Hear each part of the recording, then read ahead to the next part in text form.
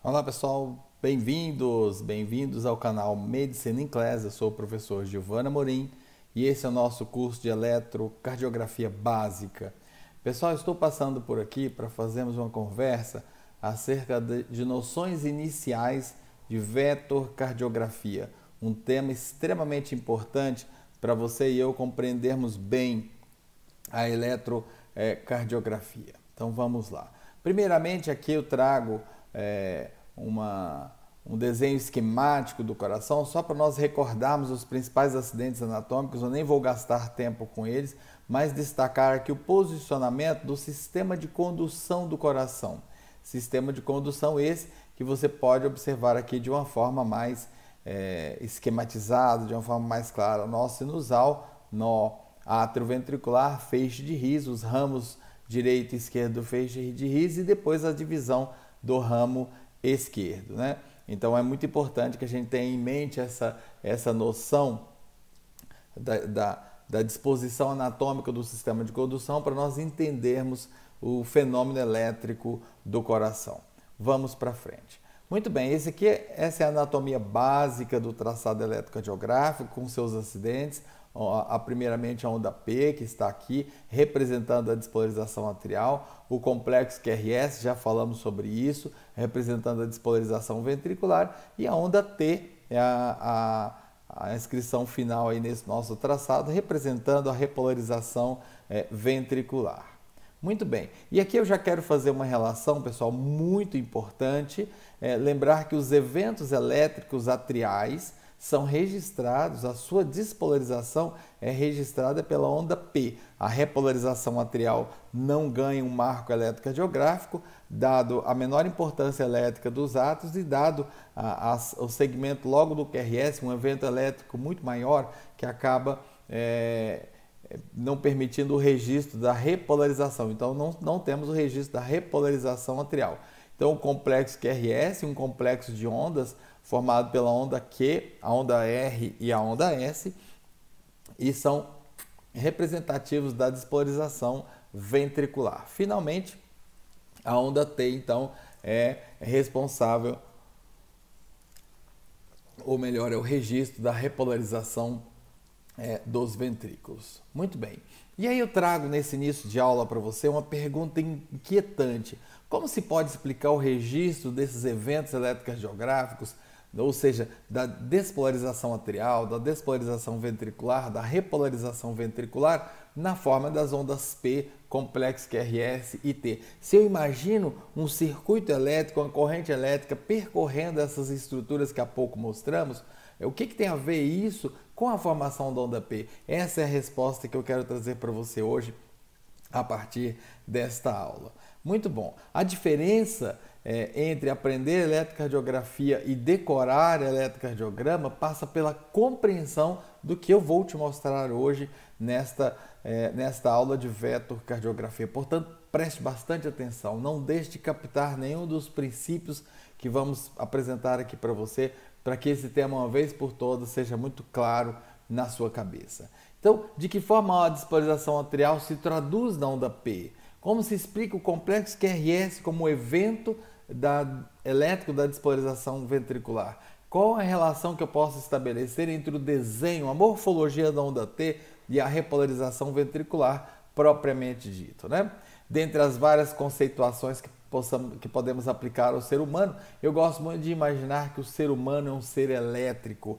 E digo isso para vocês para trazer a ideia importante para essa aula de que nós temos a nossa própria eletricidade, a comunicação interneuronal, a comunicação na placa motora da musculatura esquelética, a sinalização neurohormonal nas células e a contratilidade miocárdica. São eventos que acontecem por fenômenos elétricos subjacentes, né? E é o entendimento desse fenômeno elétrico aplicado ao coração que será muito importante para a aula de hoje. Pessoal, eu não vou entrar na fisiologia do potencial de repouso, do potencial de ação, mas faço recomendação de que você procure recordar isso, mas eu quero lembrar que em repouso as nossas células e o miocárdio, os miócitos cardíacos não são diferentes, elas são polarizadas positivamente na sua superfície externa e polarizada negativamente na sua superfície interna. E esse potencial transmembrana é conhecido como potencial de repouso. Num belo momento existe um disparo de despolarização inaugurado pela entrada na célula de sódio e a partir daí progressivamente essa polaridade vai se mudando de forma que toda a célula se reveste de carga negativa, né? Então, no final da despolarização, nós vamos encontrar toda a superfície da célula negativa e o interior da membrana de forma positiva. Existe, portanto, uma inversão em relação ao potencial de repouso. Vamos imaginar que esse fragmento, que esse retângulo que eu esquematizei para vocês, seja um fragmento de miocárdio formado, portanto, por várias fibras musculares, e vamos imaginar que uma das extremidades desse fragmento muscular foi disparado um potencial de ação e nós estamos examinando somente a superfície. Então, nós vamos observar o seguinte fenômeno na medida que o estímulo elétrico percorre essa superfície, né? Ou seja, há uma corrida de cargas negativas. Em outras palavras, pessoal, há um fluxo de elétrons percorrendo esse fragmento de miocárdio que sofre despolarização. E imagine que esse fenômeno aconteça em todo o miocárdio, em toda a direção, e toda a extensão do miocárdio logo se despolariza a partir dessa corrida, desse fluxo de elétrons que vai tomando toda a superfície miocárdica. Eu preciso que você tenha em mente que a corrente elétrica miocárdica é exatamente o resultado dessa corrida de elétrons na superfície miocárdica. E o eletrocardiograma, na verdade, o eletrocardiógrafo vai perceber essa corrente e o seu registro é que vai permitir o traçado eletrocardiográfico. Então, a corrente elétrica decorrente da progressiva deflagração do potencial de ação, ou seja, o potencial de ação, uma vez deflagrado, ele vai se espalhar por toda a superfície miocárdica na forma de um fluxo de elétrons. Os eletrodos de um galvanômetro podem detectar alteração de potencial elétrico exatamente decorrente da passagem desses elétrons. E eu preciso dizer para você que, na verdade, o eletrocardiógrafo nada mais, nada menos é do que um galvanômetro. Em um galvanômetro, então, nós teremos um eletrodo carente de elétrons, ou seja, um eletrodo carregado positivamente, e um eletrodo rico em elétrons, saturado de elétrons, ou seja, um eletrodo negativo. O desenho, é a percepção desses dois eletrodos que vai permitir o registro da corrente elétrica, ou seja, desse fluxo de elétrons, né? Então, o eletrodo positivo é, na verdade, quem percebe a corrente de elétrons, porque o eletrodo negativo saturado que está de elétron, ele não recebe elétron. É exatamente o eletrodo positivo, carente, digamos assim, de elétron, que acaba absorvendo, recebendo esse fluxo de elétron e a partir daí, então, percebendo a corrente elétrica. Por essa característica, nós vamos chamar o eletrodo positivo de eletrodo exploratório e eu quero que você atente para esse conceito, porque ele é muito importante para a aula de hoje, eletrodo exploratório. Enquanto o eletrodo negativo, ainda que importante para o funcionamento do eletrodo positivo, ele é inerte em relação a essa percepção da corrente e nós vamos chamá-lo então de eletrodo indiferente. Muito bem. Eu posso traduzir esse fluxo, lá na física fazemos isso, né? Princípio da física. Eu posso traduzir esse fluxo de elétrons na forma de um vetor. Então, o vetor é um registro espacial, é um registro gráfico de uma corrente elétrica. E esse vetor, então, vai ter uma seta ou uma farpa na sua ponta indicando o seu sentido. Portanto, um vetor qualquer, inclusive o vetor do nosso deslocamento da corrente elétrica miocárdica, terá três propriedades: a intensidade do vetor, a direção do vetor e o sentido do vetor. E o eletrodo positivo tem a capacidade, então, de enxergar esse deslocamento de elétrons e por isso a gente poderia representar o eletrodo exploratório como uma câmara ou como um olho registrando o desenho, registrando essa passagem do vetor eletrocardiográfico. Uma corrente elétrica que se desloque ao encontro, preste atenção nisso, uma corrente elétrica que se desloque ao encontro de um eletrodo pode ser representado por um vetor de intensidade crescente, porque esse fenômeno vai se agigantando na medida que aproxima do eletrodo, direção paralela ao eletrodo e a farpa apontando, a seta apontando para o eletrodo. Isso é muito importante que você e eu gravemos, entendamos isso. Então, vamos voltar ao nosso fragmento de miocárdio e observar a despolarização agora com duas características, gerando uma observação e gerando um vetor. Então, na medida que a despolarização acontece, nós temos então a geração de um vetor. Na medida em que a despolarização se dá, o vetor então vai registrar esse fluxo, essa caminhada de elétrons. Imagine que eu coloque agora o olho de observador, esse olho de observador, que é exatamente correspondente à posição do eletrodo exploratório, vai registrar uma seta que se aproxima em relação ao eletrodo. Agora, uma corrente que se desloca se afastando de um eletrodo exploratório pode ser entendida como um vetor de intensidade crescente, direção paralela ao eletrodo e a farpa apontando no sentido contrário. Então, vamos criar isso. Olha só, o eletrodo exploratório colocado na posição oposta ao deslocamento da corrente de elétron vai registrar um vetor que se afasta dele. Eu preciso que você entenda e memorize isso. Agora vamos imaginar, por hipótese, que esse meu eletrodo esteja no meio da trajetória desse vetor que estamos considerando aqui hipoteticamente. Então ele vai ver, como no primeiro caso, um vetor que se aproxima e quando o vetor ultrapassar a posição desse eletrodo, o eletrodo vai reconhecê-lo como um eletrodo que se afasta. Vejamos então esse desenho. Olha só, aqui é o máximo do eletrodo que se aproxima e agora o máximo do eletrodo que se afasta.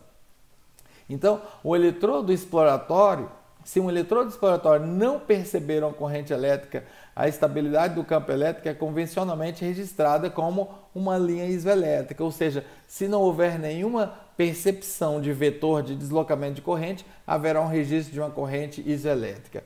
Uma corrente elétrica que se desloque no sentido contrário a um eletrodo exploratório é conveniente, no sentido a favor, perdão, gente, só para registrar no sentido a favor. Então, uma corrente que se desloque no sentido a favor, no sentido favorável de um eletrodo exploratório, vai registrar como uma onda positiva, ou seja, com uma grafia acima da linha isoelétrica. Após a passagem da corrente, a grafia então retorna ao registro na linha isoelétrica. E uma corrente, agora sim, o texto está correto, uma corrente que se desloque no sentido contrário de um eletrodo vai registrar uma grafia abaixo da linha isoelétrica e da mesma forma vai retornar a esse ponto. Então é isso aqui, quando eu não tenho deslocamento de eletrodo, eu tenho um registro de uma corrente de uma linha isoelétrica ao longo do tempo.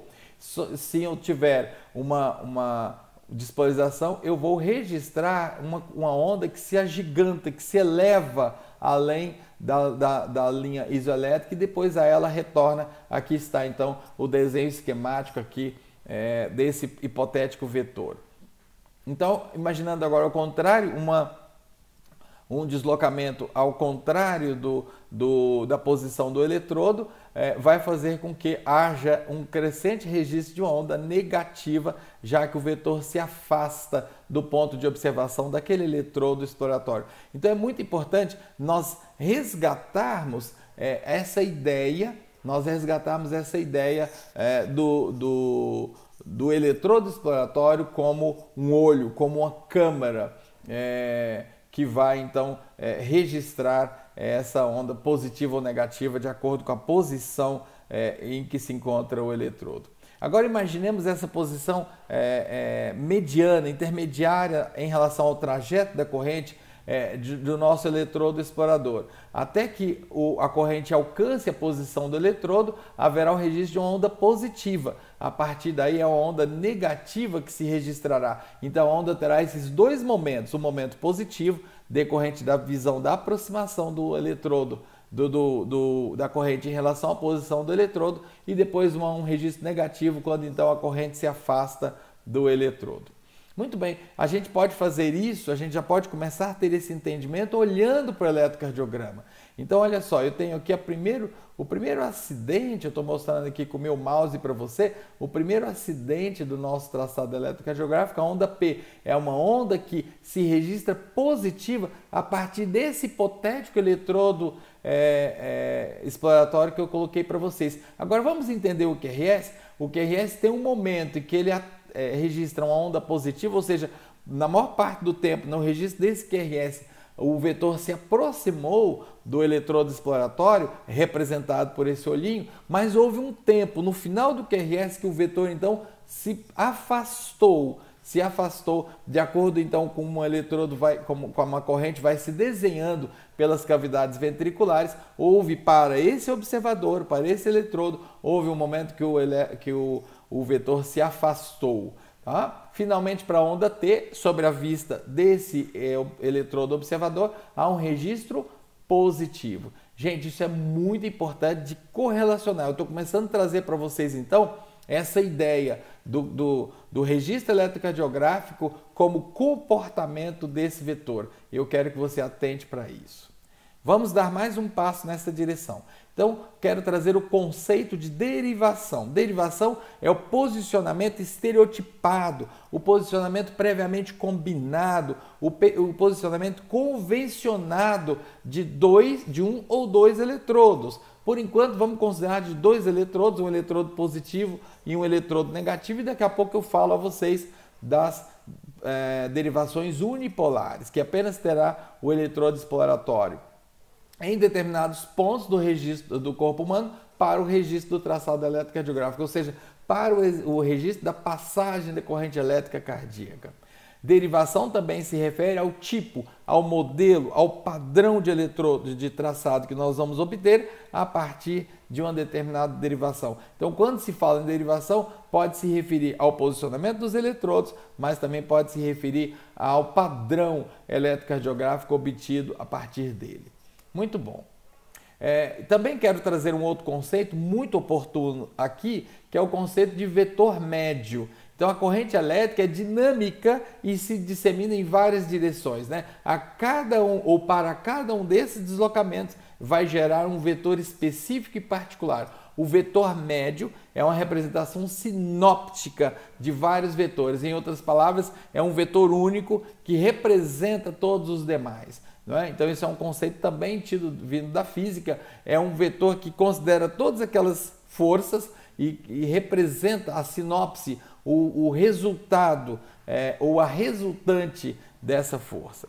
Para vetores com a mesma direção em sentidos opostos, preste atenção nesse conceito, o vetor médio é a diferença aritmética entre eles, quero completar, predominando o sentido do maior. Tá? Então, eu faço um pelo outro e vou fazer predominar a direção, o sentido do maior vetor. Muito bem. Observem aqui comigo rapidinho, pessoal, esse conceito, agora tentando unir tudo isso. Eu tenho aqui um eletrodo exploratório numa determinada posição em relação a um fragmento miocárdico, né? Vamos entender isso como um conjunto de fibras no sincicial ou no sincício miocárdico.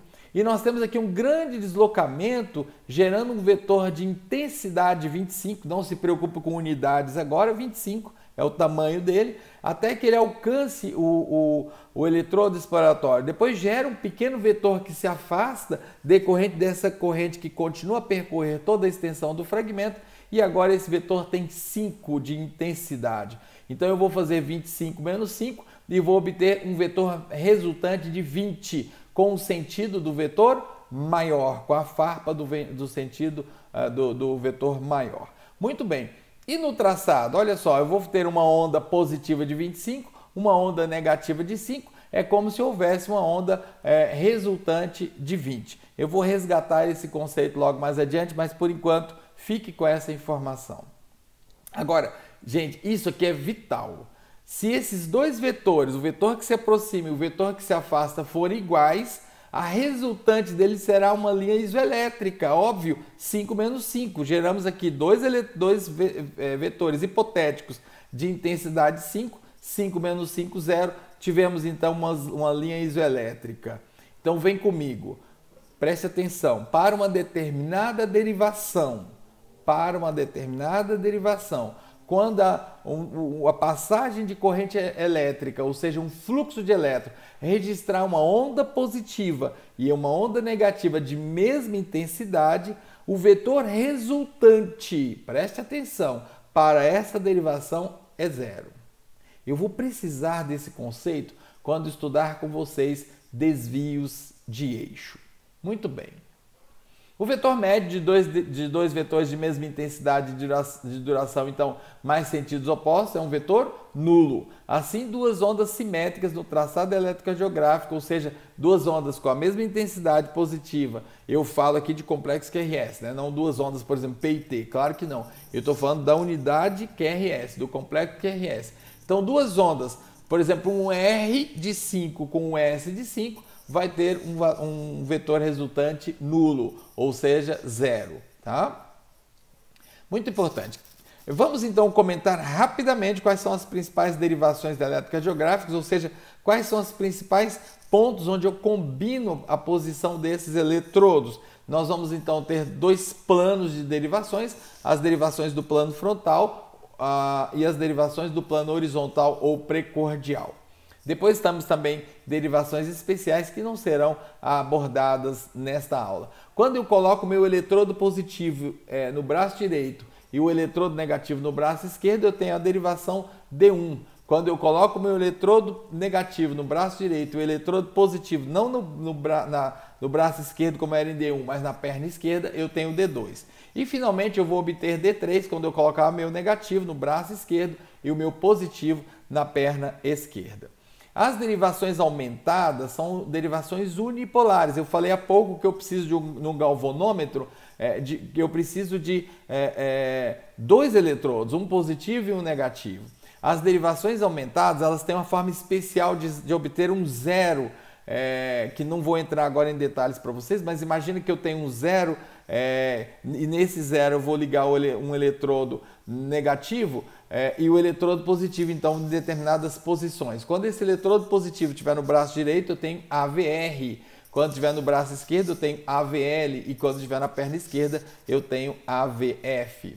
Muito bem, quanto às derivações precordiais, eu não vou falar de localização espacial no plano horizontal hoje, mas apenas no plano frontal, mas para lembrarmos, V1, quarto espaço intercostal justo external, V2, quarto espaço intercostal, o primeiro era direito, agora esquerda, justo external, V3 a meio caminho entre V2 e V4, V4, linha M clavicular, quinto espaço intercostal esquerdo, e a linha axilar anterior no quinto espaço intercostal esquerdo vai marcar a posição de V5 e finalmente V6 será na linha médio axilar, cruzando com o mesmo quinto espaço intercostal. É muito importante que você saiba de forma memorizada essas posições.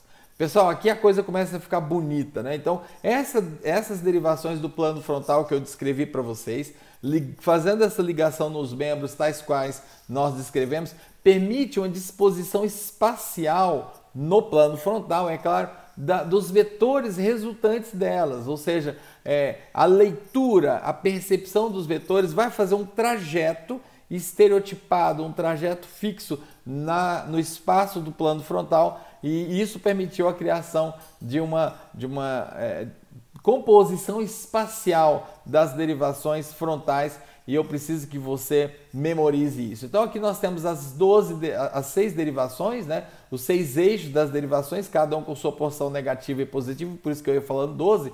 Então aqui em D1, por exemplo, nós vamos grafar a parte à direita, nós vamos grafar como os eventos positivos, enquanto os negativos vão estar na porção à esquerda. Cada uma dessas derivações vai distar da outra nesse desenho espacial de 30 graus. E isso é importante que você compreenda. Então, para fazer mais sentido, eu trouxe esse desenho para que você faça uma conexão entre essa disposição espacial que estamos descrevendo aqui e a posição dos eletrodos, né? Então veja você, a 0 grau está a posição positiva de D1, a mais 30. Então perceba que nós pensamos positivamente no sentido do relógio e pensamos negativamente no sentido contrário aos ponteiros do relógio. Então, na posição mais 30, eu vou ter a porção positiva de AVR. Na posição mais 60, eu vou ter a posição positiva de D2. Na posição mais 90, eu vou ter a porção positiva de AVF. Na posição mais 120, eu vou ter a porção positiva de D3. Na porção 150, trata-se da porção negativa de AVL. Na posição 180, nós vamos ter a posição negativa de D1. Na posição 150, nós vamos ter a posição positiva de AVR. Na posição 120, nós vamos ter a porção negativa de D2. Na posição 90, nós vamos ter a porção negativa de AVF.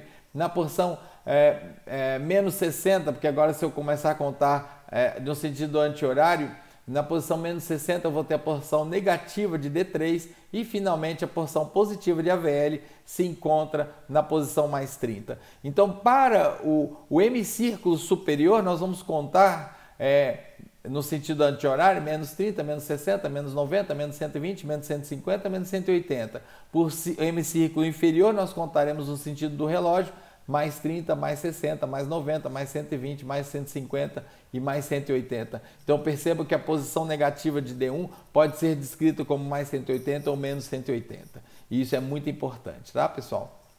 Muito bem.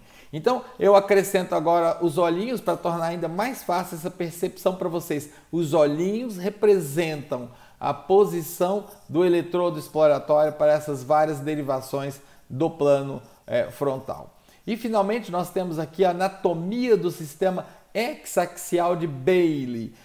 E então essa disposição que descrevemos para vocês dos 6 eixos permite esse sistema hexaxial, que é muito importante, pessoal, quando nós tratarmos da disposição do eixo elétrico do coração. Aqui está uma disposição do eletrocardiograma, inclusive o eletrocardiograma da nossa casa, um eletrocardiograma da PUC. É claro que o nome do paciente está devidamente escondido, né, apagado. Então vocês observem aqui a disposição de D1, D2, D3, AVR, AVL, AVF, V1, V2, V3, V4, V5, V6. Eu quero dizer para vocês que a partir de cada derivação nós teremos uma visão, uma percepção diferente do mesmo fenômeno elétrico. É o mesmo fenômeno elétrico que é registrado por essas várias derivações. Então vejam aqui comigo, pessoal, olha que interessante, e agora vai fazer todo sentido para você. Nós temos, eu recortei daquele traçado, aumentei para que seja fácil para você, as derivações D1, D2, D3, AVF, AVL e AVR, para que nós entendamos a projeção, para que a gente entenda a projeção dessas derivações nas mais variadas derivações. Então vamos ver aqui a primeira derivação. A primeira derivação tem um registro de onda R pura, não é? Então eu estou falando de D1. Lembra, o registro da porção positiva de D1 é esse que eu estou demarcando com o meu mouse, ou seja, ele está à direita de AVF, não é? Então D1 cruza com a VF, para vocês já ir familiarizando, e a porção direita é onde nós vamos registrar o vetor. Então, para D1, o vetor do QRS é registrado nessa posição, nesse eletrocardiograma aqui. Por quê? Porque ele é positivo. Olha D2. D2 tem 7 quadradinhos de R, ou seja, 7 quadradinhos positivos, mas tem 2 quadradinhos negativos. Então eu vou fazer a diferença. 7 com menos 2 dá 5. E qual é o positivo que está predominando? Qual é o que vai predominar? O positivo, né? Então eu vou registrar lá em D2. Aqui está a posição positiva de D2.